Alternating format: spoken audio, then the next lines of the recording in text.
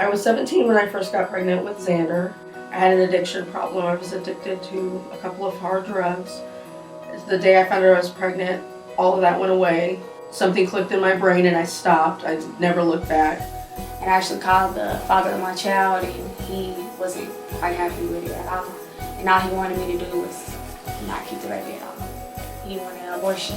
And I thought I needed an abortion because I was like, my mom was, going to be disappointed. But I knew she was like, going to kick me out. I can't keep this baby. And I'm not going to keep this baby.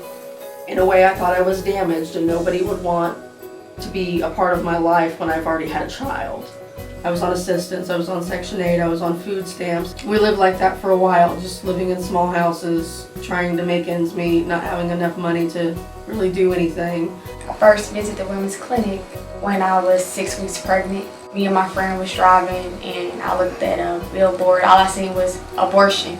I followed the sign and I went into the women's clinic and I realized that it wasn't an abortionist clinic. I got my first apartment, just me and my son, and we were sleeping on a mattress on the floor. We didn't have pots and pans. We didn't have all the little things you need to just have an apartment. So the women at the women's clinic surprised me with like a housewarming shower. My son's birthday came around, his first birthday, and I didn't have very much money to be able to do anything.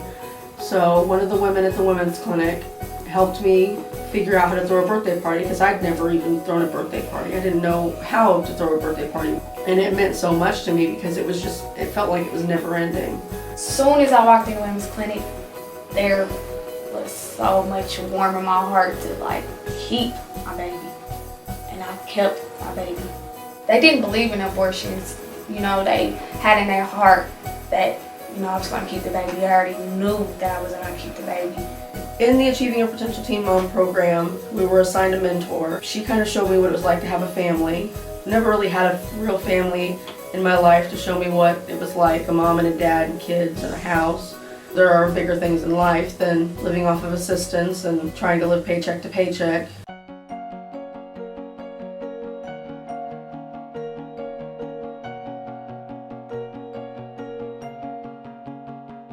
They made me realize that there was more out there with the different skills classes they had. We had budgeting classes, we had computer skills classes, parenting classes. Coached me, they guided me, we made goals, we took pregnancy testing, we did ultrasound. Just seeing the ultrasound there of the life of my child on the screen just brought so much joy and happiness, and just made me feel like I had a purpose to live, I had a purpose to let my baby live.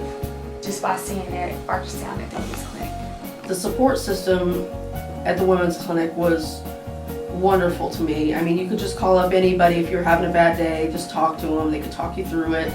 They could get you back on track if you kind of fall backwards a little bit or think you can't do it. They'll bring you up, make you believe that you can do what you want to do.